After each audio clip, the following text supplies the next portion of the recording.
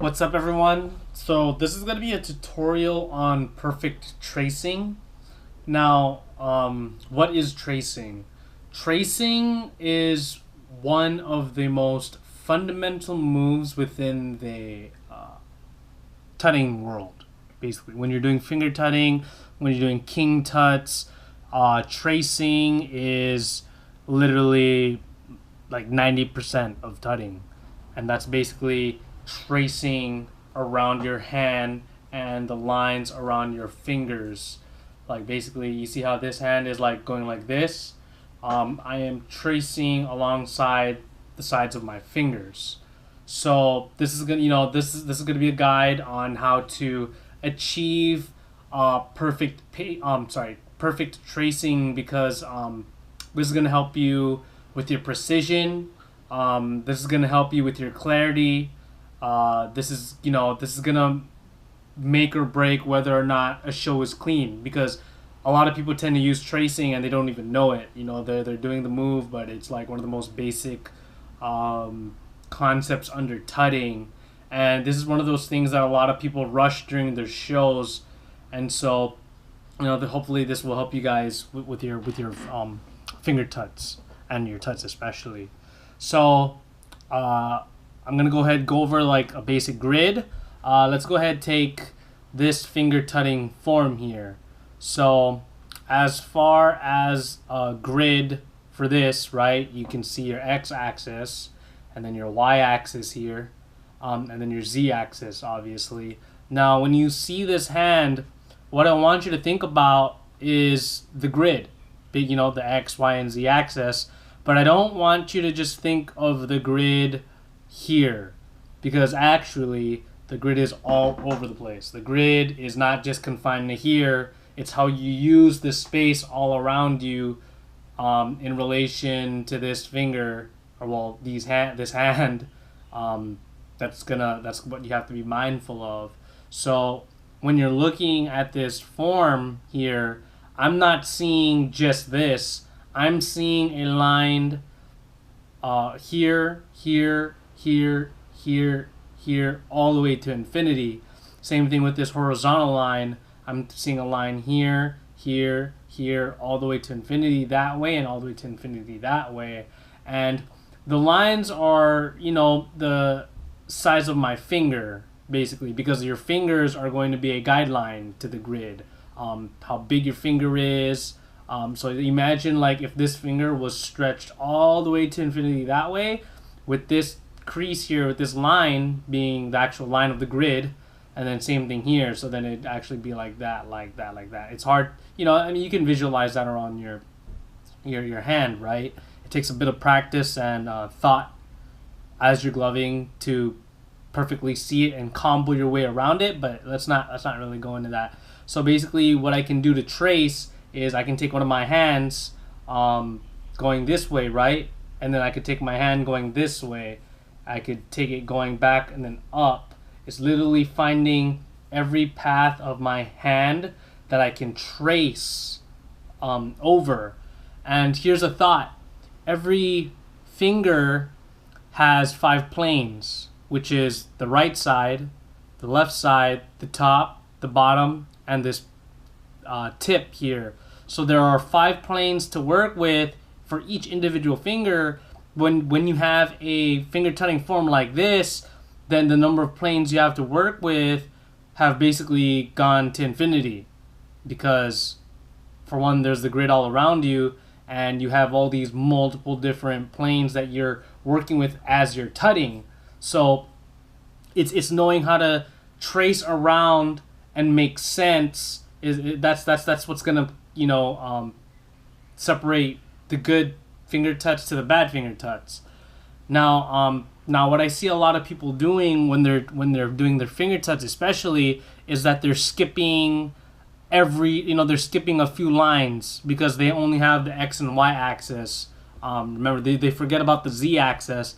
So then when I'm doing like a finger tut like from here, right, I see people tracing the top, and then they're like completely forgetting that within this space there's a y-axis going up, even though it may be like what, a centimeter tall. they're forgetting to complete that motion and then go. They usually just go straight there. If they go from here to here, then you're not on the grid. You have completely went off the grid. You're not using your space effectively.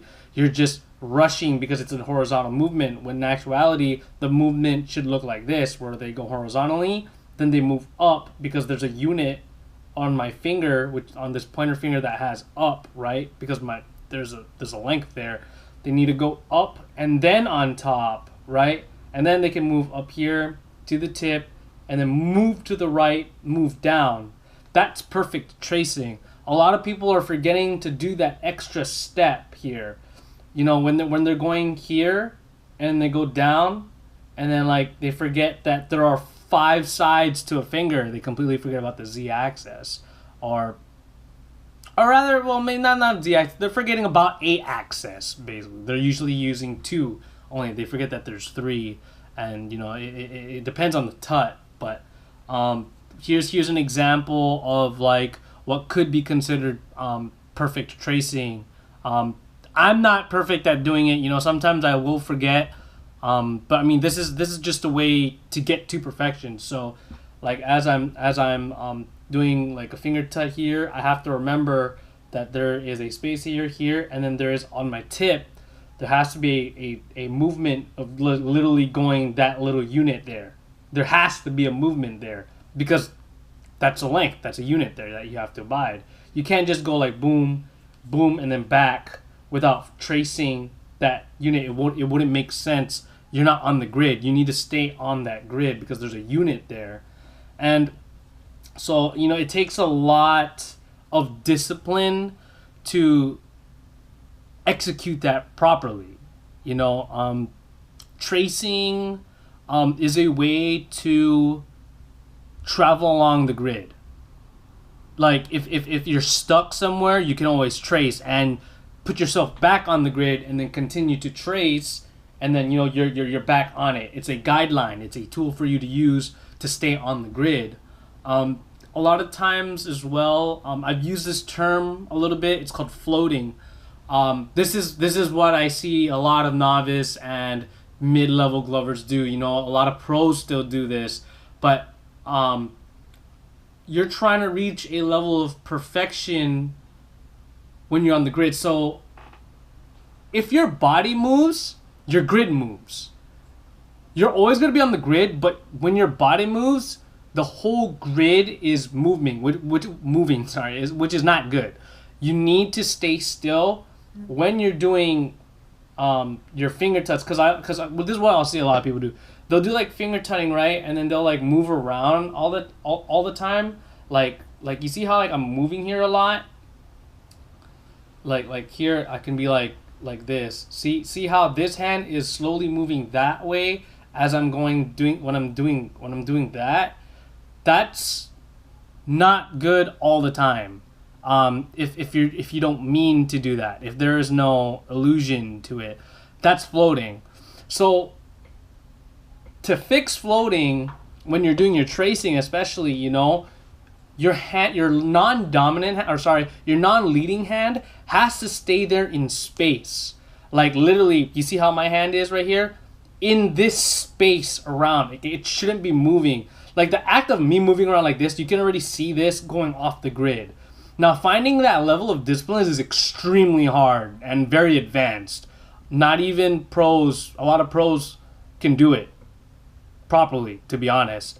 But it's definitely something that'll help you on your emphasis on the grid. Okay, so remember like the grid is the golden rule of gloving. At least that's what I feel like should be the golden rule of gloving. Sorry, no, the golden rule of gloving is to always have fun. No one can tell you how to glove, but then there are right ways how to do specific moves. There are better ways to do specific moves. Maybe the second golden rule can be stay on the grid. So to stop floating, you know, you have to be stuck here in space. We're literally like, watch this. So when I'm tracing, notice how this hand is barely moving when I'm traveling around it. When I'm traveling around it, it's not really moving. Now it gets really difficult because your hand isn't staying still most of the time when you're gloving. you know. So working, knowing when to move that hand and transition, that's going to be a challenge. That's going to be the challenge of just staying on the grid for the whole time. It's always going to be a challenge. So that try to implement that kind of movement if it helps. You know, I see a lot of the academy members. You know, you guys are doing two moves at the same time. Commit to your movement and then transition. Now, what I mean by that is look at how I trace. Like, commit to this, then move. Commit to this, then move. Commit, then move. You guys are committing two different movements at the same time, so there really is no emphasis on the grid. You know, take it slow until you learn the grid. Here, one of the things that helped me with staying on the grid and tracing is that you don't have to be you don't have to be confined to your finger tutting form here. Imagine the grid again, to infinity, to infinity, to infinity down, like to infinity that way. You can literally use that as a guideline as long as it makes sense in relation to this finger. You see how like I can go like this, and then I can go here because the line is here. You know, it's like an imaginary line that you can use as a guideline and then come back here, then come back here. The grid is like everywhere. Don't be confined. I see a lot of people, they're stuck on their hand, and then so they're so boring and they're stuck here the whole time in the very middle. You know, they're not actually coming out of their space and utilizing the space between the viewer and their body. So it's very boring, at least in my opinion, to just stay there the whole time. You have to keep your audience thinking, keep them like you know, it's knowing how to manipulate your audience's view. That's a part of gloving that I feel like not a lot of people really understand. They're also worried about you doing the concepts right here. You have to see this, but they're not messing with the space. You have to learn with how to use the space and utilize their perspective, because what you're throwing to them is not what they're seeing. You see, what you see when you're throwing the show to the audience, that's not what they see. They see totally different. So you have to be mindful of that. So, you know, let's see. So utilizing invisible lines, you know. So like, let's see here. Here's an example. I could use this. I could trace here, and I could go forward because I could imagine a line going to infinity that way. Or I can use a line going infinity that way. I don't have to always stay in with both my hands close to each other like that. So I think that's pretty much majority of the things that I can really go over about, you know, perfect tracing and grid work. This is gonna be probably one of the biggest challenges to do. Is finding the discipline. You know, this isn't something that you can just work to and get them in months. This is literally like years of work, because like when you're king tutting, you know, it's learning how to stay, because I see a lot of people tutting and they're like moving all over the place and they're floating. It's not tight. Like, it needs to be, the movement needs to be tight and not floaty, you know. Let's do some king tut examples. So if I were to if I'm tracing there, I need to trace every single side of this hand here. And, you know, this is something you can work on at any time. I'm not really going to be teaching king tuts or advanced tuts anytime soon. I'll probably be teaching basic tutting, but like just note that it's this tracing that makes majority of tech, basically. So if you can master perfect tracing, you're going to have a really easy time going into different levels of tech, especially finger tuts and king tuts. So I really hope this really helps. You should really watch this video. If you know someone who didn't watch it, they should really watch this video so they can, you know, be mindful of the concept. So